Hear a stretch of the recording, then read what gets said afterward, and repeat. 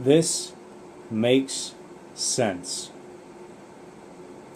8 cents at the start of the game, actually. Now, this is the biggest super hex that I have created yet. It's almost the size of a card table, and I thought maybe that this gigantic super hex would make things a little bit easier for me to explain things to my friends about this crazy new board game that I'm trying to whip up with. Now, all this junk on the table, all these papers, everything, this all makes sense to me, but I should probably throw that apple core away. But anyway, I think it'd be very, very difficult for someone to look at this and understand what the heck is going on. This looks like a big, I don't know, kind of like a pentagon for a zodiac ritual or something, except it's a hexagon or a super hex or whatever. But anyway, I have spent a lot of good quality time down here in the man cave this weekend working on my new game and drawing cards. Ooh, murder. Looking at these lists, trying to translate what the cards mean, and having a lot of fun. And I have a feeling inside that this big conglomeration of pennies, dimes, dice, and hotels from Monopoly Junior someday might make a fun game for people to sit around and play together. This is my favorite part by far, the book. The book has random cards on it that the people add to tell the story of this growing civilization.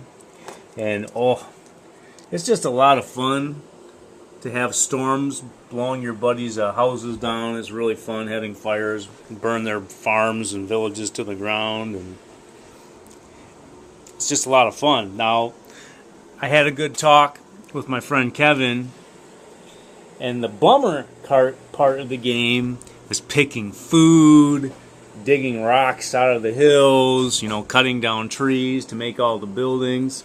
It just really, really, really slowed the game down a lot. And I'm kind of going back to the drawing board once again. Instead of dealing with wood and food and metal and stone, getting rid of all that. I'm just going to focus on dark and light and the people themselves in the game. The most important resource in this game is going to be the people and what you do with your people. Are they going to be bitter, angry, fearful, vengeful people? Are they going to be people full of hope, love, and all the good stuff?